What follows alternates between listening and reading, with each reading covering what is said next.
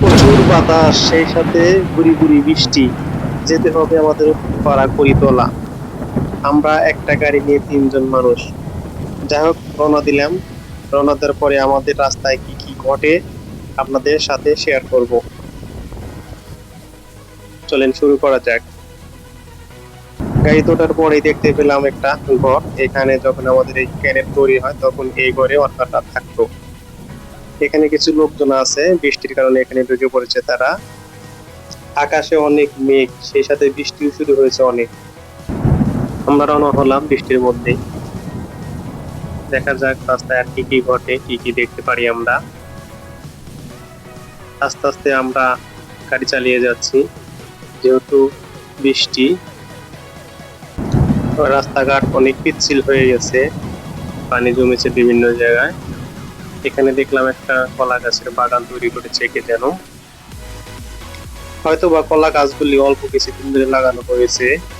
কলা গাছের মাঝখান দিয়ে সুন্দর একটি আঁকা বাঁকা রাস্তা, সাপের মতো আঁকা বাঁকা হয়ে একটি রাস্তা উত্তরপাড়া করিতলার দিকে গেছে। তারপরে একটু পরে আমরা দেখতে পেলাম মনে হচ্ছে দুটি নদী, দুই দিকে। পূর্ব পাশে একটি নদী, পশ্চিম পাশে একটি নদী। কিন্তু পূর্ব পাশে যে নদীটা, এটা আসলে নদী না, এটা হচ্ছে একটা খাল বা বিল। এই দেখেন, এটা একটা বিল, বৃষ্টির পানি জমেছে সে কারণে নদীর মতো মনে হচ্ছে। আর এই বাম সাইডে নদী, যমুনা নদী। আর রাস্তার দুই পাশে সবুজ তীর আর তীর। বৃষ্টি মনে হয় আরো বেশি আসতেছে, এইদিকে দেখুন বৃষ্টি।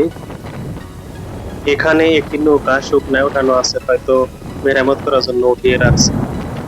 আসলে একটা বিষয় আপনারা লক্ষ্য করছেন কিনা, আমাদের এই গ্রামের এই লোকজন যখন ঝড় বৃষ্টি হয় তারা কিন্তু ঘরের ভিতরে না গিয়ে আগে নৌকার কাছে আসে। তাদের জীবনচিত্রই অন্যরকম।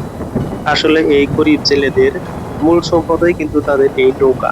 এই নৌকা দিয়ে তারা জীবিকা নির্বাহ করে। যাই হোক, আমাদের ভিডিওটি এখানে শেষ করছি। আমরা প্রায় পরিতলায় পৌঁছেছি।